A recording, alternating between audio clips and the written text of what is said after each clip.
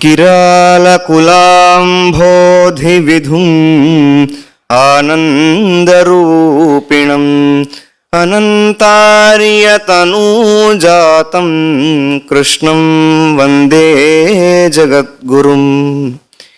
ఎక్కిరాల కులము అనేటువంటి సముద్రం నుంచి ఉద్భవించిన చంద్రుడు మరియు ఆనంద స్వరూపుడు అనంతాచార్యుల వారి ముద్దుబిడ్డ అయినటువంటి మన మాస్టర్ గారి పాదపద్మములకు నమస్కరిస్తూ నన్ను శ్రీపతి శతకం మీద తాతగారు మాట్లాడమన్నారు. దానికన్నా ముందర నన్ను తిరుపతిలో తాతగారు ఆయుర్వేద కళాశాలలో చేర్చారు. దానివల్ల స్వామివారి దర్శనం నిత్యం చేసుకుంటూ ప్రతివారం ఆ అనుభవం అనేది తాతగారు కలిగించి శ్రీపతి శతకం మీద మాట్లాడమనడం అనేది ఆయన అనుగ్రహంగా నేను భావిస్తూ, అయితే సహస్ర కిరణుడు అయినటువంటి సూర్యుని వలె మాస్టర్ గారి నుండి ఎన్నో మనకి అందాయి. అంటే జ్యోతిష్య శాస్త్రము, కవిత్వము, అలాగే వైద్య శాస్త్రము, ఇట్లా చెప్పుకుంటూ పోతే ఎన్నో కిరణాలు మాస్టర్ గారి నుంచి ఉద్భవించి మన అందరికీ అందాయి. దాంట్లో కవిత్వ రంగం అనేది మాస్టర్ గారికి అతి చిన్న వయస్సు నుండే వికసించింది. ఆ కవిత్వ రంగంలో మాస్టర్ గారు అర్పణ, ఆంధ్రి, స్తుతి సౌరభము, అలాగే పీయూషలహరి, రాసలీల వంటి ఎన్నో కావ్యాలు మాస్టర్ గారు రచించారు. కవి సామ్రాట్ విశ్వనాథ సత్యనారాయణ గారిచే అతి చిన్న వయస్సులోనే మాస్టర్ గారు వేద కవిగా కీర్తింపబడ్డారు. అయితే వెంకటేశ్వర స్వామి కలియుగ దైవము, మాస్టర్ గారి ఇష్టదైవము అయినటువంటి వెంకటేశ్వర స్వామి మీద రచించినటువంటి శతకమే ఈ శ్రీపతి శతకము. ఇందులో మాస్టర్ గారు వెంకటేశ్వర స్వామి యొక్క స్వరూపాన్ని, ఆయన గుణగణాలను, ఆయన వైభవాన్ని అద్భుతంగా కీర్తిస్తూ ఈ శతకం సాగుతుంది. అంతేకాకుండా ఆధ్యాత్మిక రంగంలో మనకు అవసరమయ్యేటువంటి ఎన్నో విషయాలు, సాధకుడు అనుభవించేటువంటి ఎన్నో విషయాలు, మనకి అవసరమైనటువంటి ఎన్నో పాఠాలను నేర్పిస్తూ ఈ శ్రీపతి శతకం అనేది సాగుతుంది. స్వామివారి రూపాన్ని వర్ణించడానికి మొదటి పద్యం నుండి మాస్టర్ గారు స్వామివారి రూపాన్ని అత్యద్భుతమైన రీతిలో మనకి కళ్ళకి ఎదుటుగా కనబడేటట్టుగా కీర్తిస్తారు. అయితే స్వామివారిని వెంకటేశ్వరుడు అని కాకుండా శ్రీపతి అని సంబోధించడానికి కారణం ఏంటి అంటే, శ్రీపతి అంటే శ్రియపతి, అమ్మవారికి భర్త, లక్ష్మీదేవికి భర్త అని అర్థం.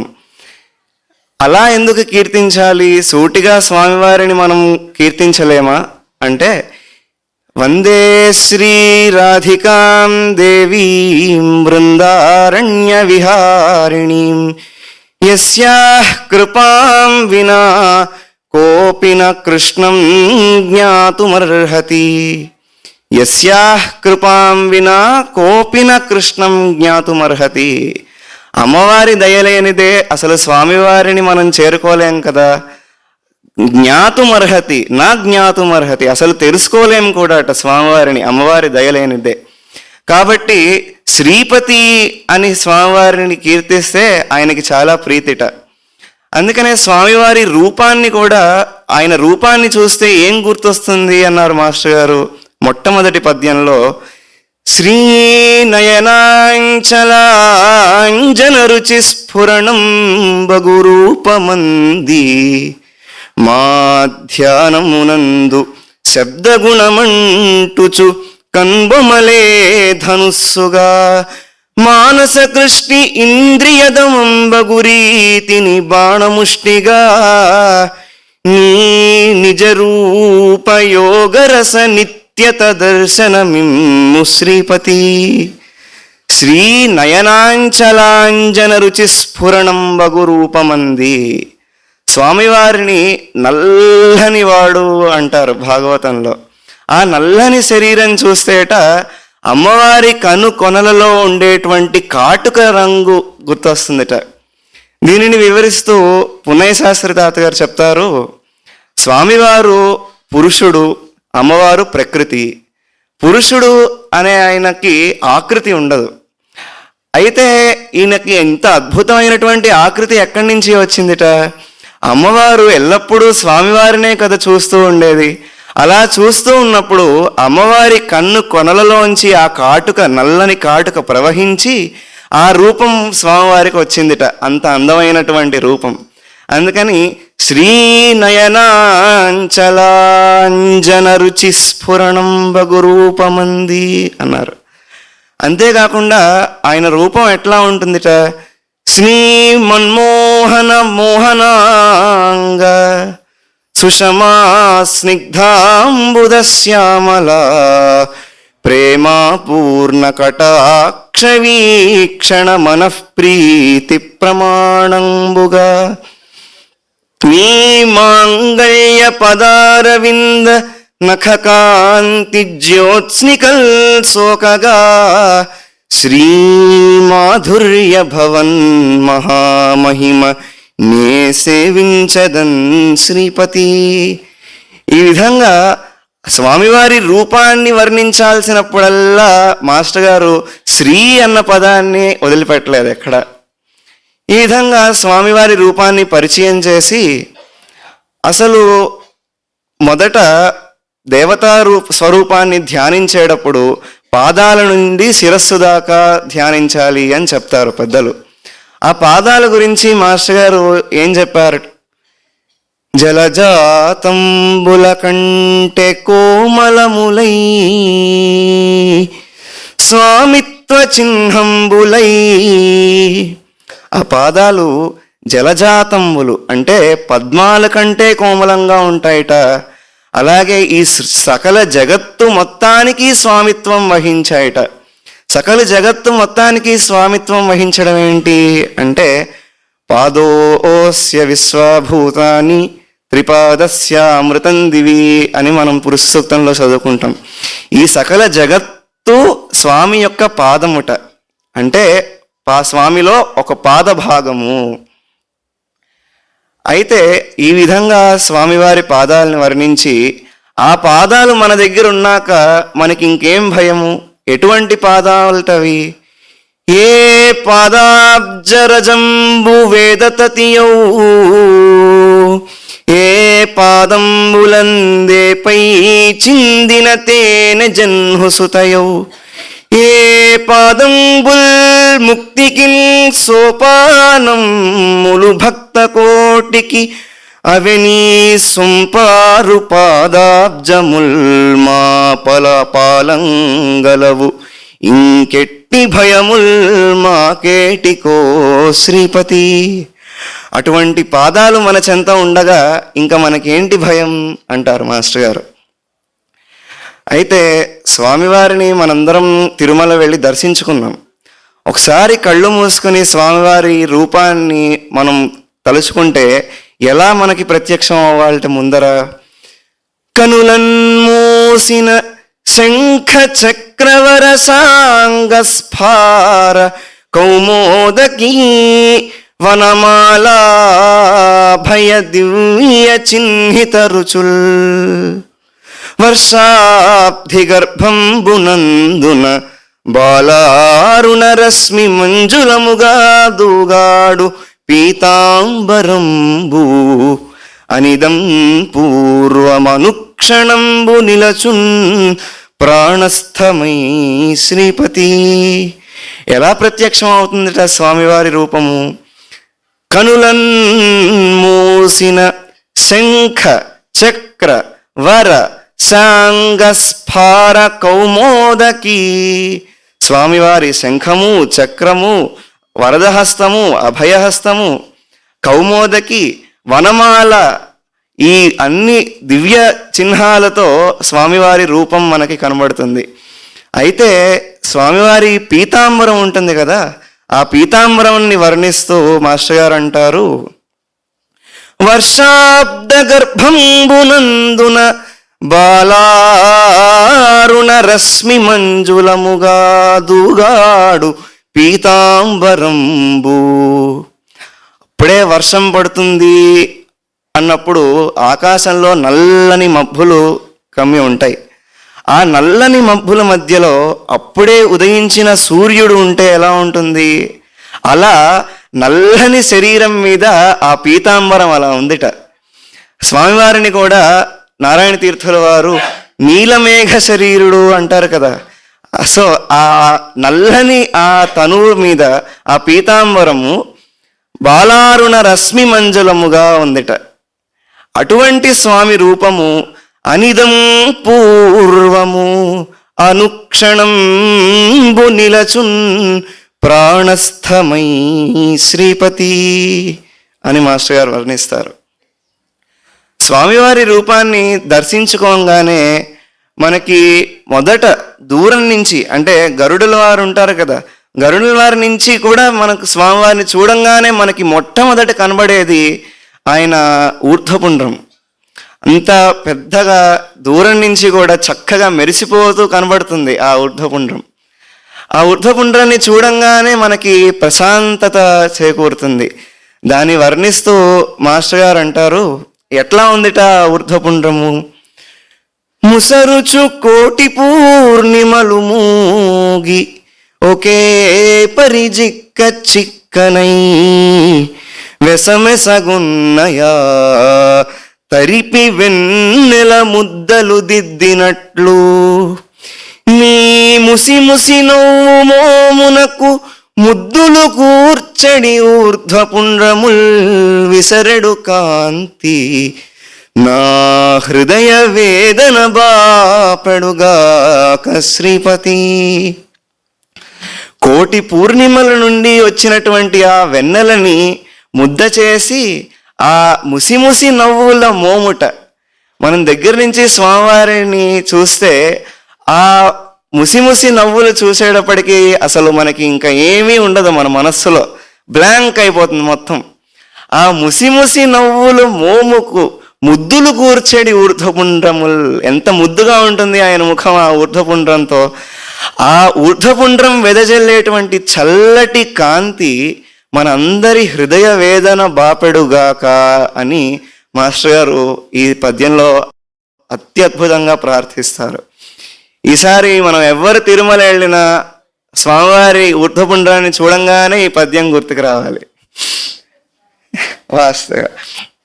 ఆ విధంగా మాస్టర్ గారు మనకి ఆ పీతాంబరాన్ని దేనితో పోల్చారు? అప్పుడే ఉదయించినటువంటి సూర్యుడు నీలి మేఘాల మధ్యలో ఉంటే ఎలా ఉంటుందో అలా ఉంటుంది ఆయన పీతాంబరము అని పోలిక చేశారు. అలాగే ఈ ఊర్ధ్వపుండ్రం ఎలా ఉందిట? 1000 కోటి పూర్ణిమల కాంతితో మెరిసిపోతుందిట. ఇలా పోలిక చేయడాన్ని అలంకార శాస్త్రంలో ఉపమాలంకారము అంటారు. అయితే మరి స్వామివారి దేహ కాంతి అత్యద్భుతమైనటువంటి కాంతి కదా, ఆ కాంతిని దేంతో పోల్చాలి? అసలు దేంతో అయినా పోల్చగలమా ఆ కాంతిని? మాస్టర్ గారు అంటారు, నిరుపమ కాంతి మంజులమణి, నిరుపమ కాంతి మంజులమణి ఉపమాదులంకృతుల్ ధ్వనిస్ఫురణలు శబ్దశక్తులను దెల్పుని నీదు వెల్గు మాయురే నిను దెల్పనవు అతిశయోక్తులవే సహజోక్తులయ్యే. స్వామి, అసలు నీ కాంతిని వర్ణించడానికి ఏదైనా పోలికని తీసుకురాగలమా అయ్యా? అసలు ఈ సృష్టి మొత్తం ఆ కాంతి నిండే వచ్చింది. అసలు అట్లాంటప్పుడు ఇంకా వేరే దానితో నీ కాంతిని ఎలా పోలుస్తాము అని మాస్టర్ గారు నిరుపమ కాంతి మంజులమణి అంటారు. ఉపమా అలంకారము, ఏ అలంకారము, ఈ శబ్దశక్తి అని, అలంకారాలని, వ్యాకరణము, అసలు ఇవన్నీ నీ కాంతిని తెలుపగలవా అయ్యా? ఎటువంటి అద్వితీయమైన కాంతిని ఇది అని మాస్టర్ గారు అంటారు. అయితే ఆయన పాదాల్ని చేరడానికి, స్వామివారి పాదాల్ని చేరడానికి నీ చరణములంటగల్గునే రసంబులు కావ్యపథాన శ్రీపతి. ఈ కావ్యాల మార్గంలో వెళ్తే అసలు నీ చరణాలని మనం అంటగలమా అని మాస్టర్ గారు అంటున్నారు.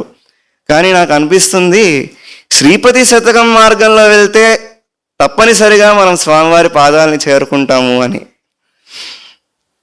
అయితే ఈ విధంగా స్వామివారి రూపాన్ని వర్ణిస్తూ మాస్టర్ గారు కొన్ని పద్యాలలో స్వామివారితో అత్యంత సన్నిహితమైన స్నేహితుని వలె మాట్లాడుతూ, కొన్ని పద్యాల్లో డబాయిస్తూ కూడా కొన్ని పద్యాలు ఉంటాయి.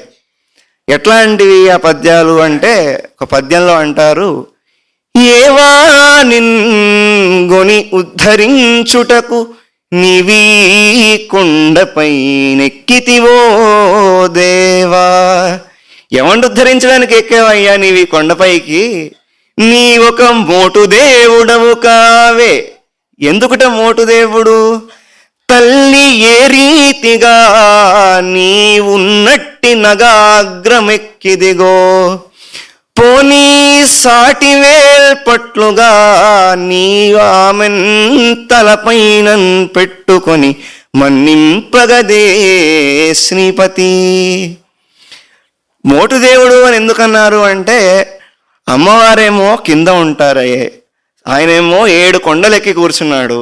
అమ్మవారికి స్వామివారిని చూడాలనిపించినప్పుడల్లా కొండెక్కాలి, మళ్ళీ దిగాలి. ఎంత కష్టం పెట్టావయ్యా అమ్మకి నువ్వు, మోటు దేవుడివి నువ్వు అంటున్నారు. అయితే నీకో సలహా ఇస్తున్నాను. ఏమిటా సలహాట? మీ మిత్రుడు ఉన్నాడు కదా అయ్యా, ఆయన శ్రీశైలంలో మల్లికార్జున స్వామి.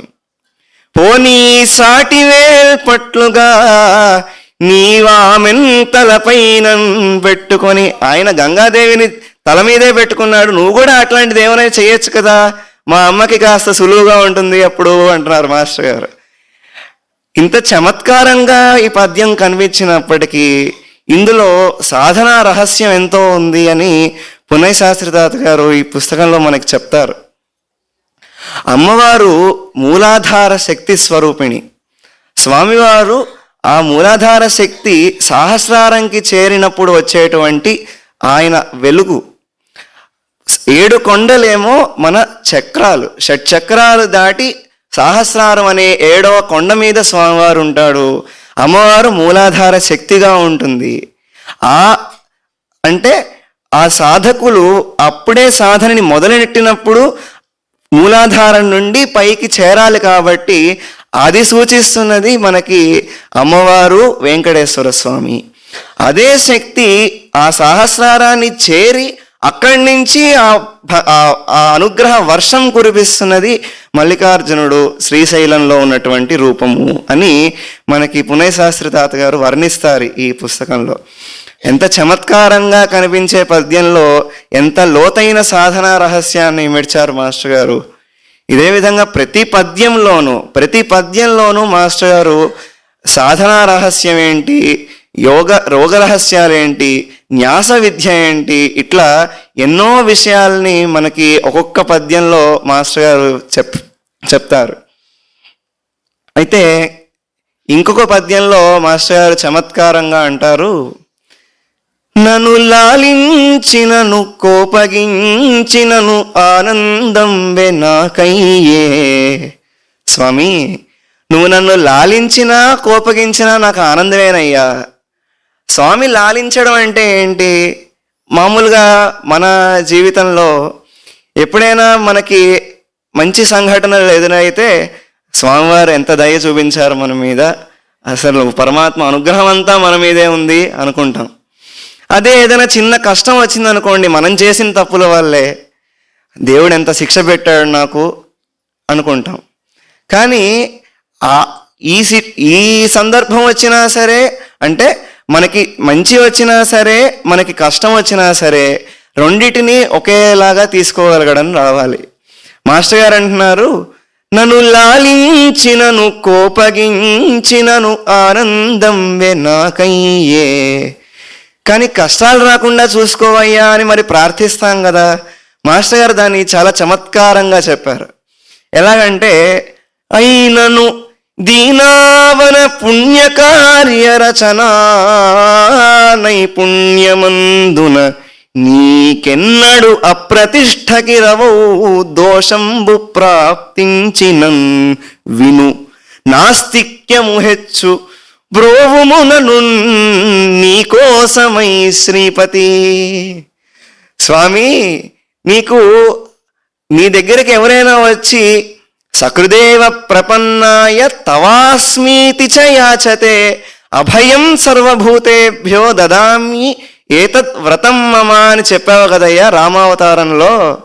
ఎవరైనా వచ్చి నీ శరణు వేడితే అభయం ఇచ్చాను అని చెప్పావు కదా. మరి నువ్వు ఆ మాట ఇచ్చినప్పుడు నన్ను కాపాడకపోతే నీకే అప్రతిష్ట వస్తుంది.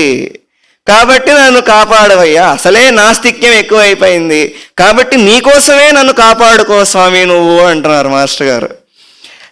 అయినను దీనావన పుణ్యకార్య రచన నైపుణ్యమూర్తిత్వమందున నీకెన్నడు అప్రతిష్ఠ కిరవో దోషంబు ప్రాప్తించినన్ విను నాస్తిక్యము హెచ్చు ప్రోముము నను నీకోసమై శ్రీపతి. అలా అని మాస్టర్ గారు కొన్ని పద్యాలు అలాగే చాలా చమత్కారమైనటువంటి రీతిలో ఉంటాయి. ఒక పద్యంలో అసలు మాస్టర్ గారికి ఈ చుట్టూరా జరిగేటువంటి దారుణాలు, పాపము పెరిగిపోయింది కదా అని అనుకుంటూ ఉంటాం కదా మనము. అంటే చుట్టూరా ఎలా ఉన్నా సరే మనము సాధన సరైన మార్గంలో ఉన్నప్పుడు అవన్నీ కనిపించవు. కానీ అప్పుడప్పుడు అనిపిస్తూ ఉంటుంది కదా, అరే ఇంత పాపం ఎక్కువైపోయిందే, ఇంత అధర్మం పెరిగిపోతుంది, అసలు దేవుడు ఏం చేస్తున్నాడు ఉండి అని అనిపిస్తుంది కదా. ఆ అనిపించే మన భావనల్ని మాస్టర్ గారు ఒక పద్యంగా కూరుస్తూ, కలిలో నీకు జేవ తగ్గినదా, ఏమయ్యా నీకు అసలు ఇంట్రెస్ట్ పోయిందా కలి యుగం మీద, ఇంత పెరిగిపోతుంది ఏంటి అసలు, ఈశా లేవవే శ్రీపతి కాపాడు మమ్మల్ని అందరినీ అని ఒక పద్యంలో మాస్టర్ గారు ప్రార్థిస్తారు. అదేవిధంగా మహాత్ములు ఎప్పుడైనా ఒక కావ్య రచన చేసినప్పుడు దిగి వచ్చి రచిస్తారు అంటారు. అంటే ఒక్కొక్కసారి వారు మహానుభావులు అయినప్పటికీ నాలో ఈ దోషం ఉంది, నన్ను రక్షించవయ్యా అని స్వామిని ప్రార్థిస్తారు. అది ఎవరి కోసము అంటే మనలాంటి వాళ్ళు ఆ కావ్యాన్ని చదువుకొని బాగుపడడానికి. అటువంటి ఒక పద్యము సాధకుని స్థితిని తెలుపుతూ ఆ సాధకుని ఆవేదనని స్వామివారికి విన్నవిస్తూ, చచ్చీచావని శత్రు షట్కమది నా స్వాంతం బాధింపగా వచ్చీరానివి కొన్ని విద్యలవి తీర్పన్ లేక సందేహముల్ నచ్చని శాస్త్రవాక్యములు కొంతన్ శాంతి గైకున్న ఈ విచ్చని పచ్చి మొగ్గమది తృప్తిన్ గూర్పవే శ్రీపతి. మనం సాధన చేస్తూ ఉన్నప్పుడు మొత్తం అన్నిటినీ జయించేశాము అని అనుకుంటాం, కానీ అవి అట్లాగే ఉంటాయి. ఏమిటవిట? చచ్చీచావని శత్రు షట్కము, అరిషడ్వర్గాలు, కామక్రోధ లోభ మోహ మద మాత్సర్యములు అనేటువంటి శత్రువులు మన లోపల ఎల్లప్పుడూ ఉంటూనే ఉంటాయి. వాటిని జయిద్దామని మనం ప్రయత్నిస్తూనే ఉంటాము. ఆ వాటిని జయించడానికి మనం ఏదో విద్యలు నేర్చుకుంటాము, శాస్త్రాలు నేర్చుకుంటాము. అవి కూడా వచ్చి రానివి కొన్ని విద్యలవి, వేదాంతం అంటారు, అవంటారు, ఇవంటారు. అవేమో మన సందేహాలు తీర్చలేవు. అయితే మాస్టర్ గారు లాంటి వాళ్ళు వచ్చి మనకి ఏం చేయాలి అనేది ఉపదేశించిన, శాస్త్రవాక్యాల్ని మనకి చెప్పిన, మనం బాగుపడకపోవడానికి కారణం ఏంటి అంటే మాస్టర్ గారు అంటారు, బాగుపడడానికి సొల్యూషన్ లేక కాదు, ఆ ఇచ్చిన సొల్యూషన్ మనకి నచ్చక అని. నచ్చని శాస్త్రవాక్యములు కొంతన్ శాంతి గైకున్న ఈ విచ్చని పచ్చి మొగ్గ మది తృప్తిన్ కూర్పవే శ్రీపతి అంటారు మాస్టర్ గారు. అయితే మనం స్వామిని ప్రార్థిస్తున్నాము, తిరుమల వెళ్ళి దర్శనం చేసుకుంటున్నాము, అసలు ఎక్కడున్నాడు స్వామి? తిరుమలలోనే ఉన్నాడా, లేకపోతే మన అందరిలోనూ ఉన్నాడు కదా? ఏ రూపంలో ఉన్నట్ట మన అందరిలో? ఎలా మనం ప్రార్థించాలిట? మాస్టర్ గారు అంటారు, ఎటనో యుండను వెంకటేశ్వరుడనంచు నేనెంచి తిన్గాని. ఎక్కడో ఉన్నాడు అనుకుంటాం స్వామి, కానీ ఎక్కడున్నట్ట? నాకిటనే లోపల నేడు కొండలపై హృత్సీమలో తండ్రివై, పటు శిక్షా గురుమూర్తివై, సఖుడవై, పర్యంత మందార విస్ఫుట పుష్పాకృతి నుంటి వంచు ఎరుగన్ శుభ్రాకృతి శ్రీపతి. ఎక్కడో ఉన్నాడు అనుకుంటాం స్వామిని, కానీ స్వామి నాకు ఇటనే లోపల, నా లోపల 7 కొండల పైన ఉన్నావు కదయ్యా నువ్వు. ఉంటూ ఎలా ఉన్నట్ట?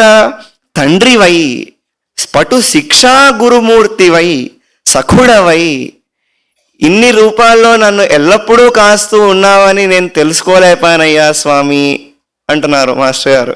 అయితే ఆయన తెలుసుకోలేక కాదు, మనం తెలుసుకోవడానికి ఆ విధంగా మహాత్ములు చెప్తారు.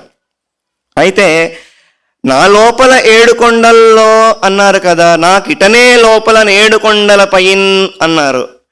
మన లోపల 7 కొండలు ఎక్కడున్నాయి అంటే మాస్టర్ గారు చెప్తారు, అసలు ఆ 7 కొండలంటే ఏంటి?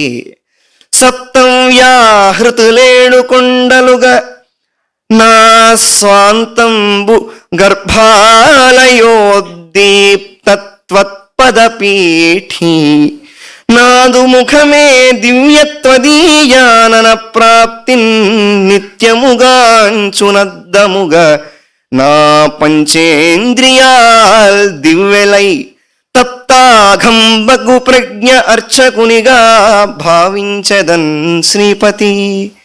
మనలో 7 పొరలున్నాయి అని చెప్తారు. 7 లోకాలు ఎలా అయితే ఈ సృష్టిలో ఉంటాయో మనలో కూడా 7 లోకాలు ఉన్నాయట. భూర్భువ సువర్ మహర్ జనో తపో సత్యలోకాలు అనేవి. ఆ లోకాలే 7 కొండలుగా. మరి ఆయన గర్భాలయంలో ఒక పద్మపీఠం మీద నిల్చుంటారు స్వామివారు.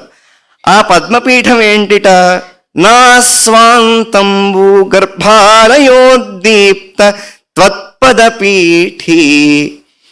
అయితే స్వామివారు అంత పెద్ద ఊర్ధ్వపుండ్రం ఉంటుంది కదా, మరి అది పెట్టుకోవడానికి ఆయనకు అర్థం ఏంటిట? నాదు ముఖమే దివ్యత్వదీయానన ప్రాప్తి నిత్యముగాంచునద్దముగా, నా ముఖమే నీకు అర్థమయ్యా అంటున్నారు. మరి స్వామివారికి హారతి ఇచ్చేటువంటి దివ్యలు ఏంటిట? నా పంచేంద్రియాల్ దివ్యలై. అర్చకుడు ఉండాలి కదా మరి స్వామికి అర్చన చేయాలంటే. మనలోని పాపాలు అన్నీ కాలిపోయాక తప్తాఘంబగు ప్రజ్ఞ, అప్పుడు ఉండేటువంటి మన ప్రజ్ఞయే అర్చకునిగా భావించదన్ శ్రీపతి అంటున్నారు మాస్టర్ గారు.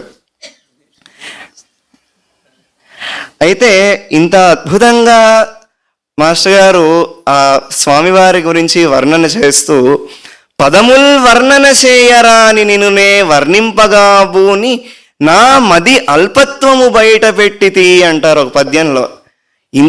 ఇంత శతకము రాసి అల్పత్వం ఏంటి అంటే అది ఆయన యొక్క గుణాన్ని మనకి తెలుపుతుంది. సో ఆ మాస్టర్ గారు ఎంత ఇదిగా రాశారు ఆ శతకాన్ని అని. ఎంత వర్ణించినా అల్పమే. అది స్వామివారి వైభవం. ఇంత శతకము రాసిన తర్వాత మాస్టర్ గారు చివరికి అంటారు, ఆయన మొత్తం జీవితాన్ని కూడా స్వామివారి పాదాల దగ్గరే మాస్టర్ గారు సమర్పించేస్తారు. ఏ విధంగా అంటే ఆయన స్వామివారిని కోరుకున్నది ఏంటి, మనం ఎట్లా కోరుకోవాలి స్వామివారి దగ్గరికి వెళ్ళినప్పుడు అనేది నేర్పిస్తారు మనకి. నీ సేవన్ మరి రేగిం బవలుగా నీ భేదమే లేని అభ్యాసం ఒక్కటి నా కొసంగుము.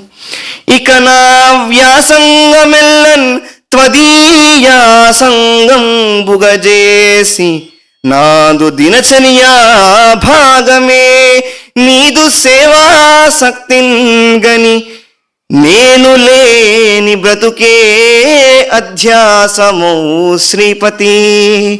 అద్భుతమైనటువంటి ప్రార్థన. అంటే స్వామివారిని ఏదో గుడికి వెళ్ళామా, మనం పూజ చేశామా, ప్రార్థించామా అనే కాకుండా ప్రతి ఒక్కరిలోనూ అసలు ఏమంటున్నారు, నీ భేదమే లేని అభ్యాసం ఒక్కటి నా కొసంగుమయ్యా స్వామి వాసుదేవ అని మాస్టర్ గారు ప్రార్థిస్తున్నారు. వాసుదేవ.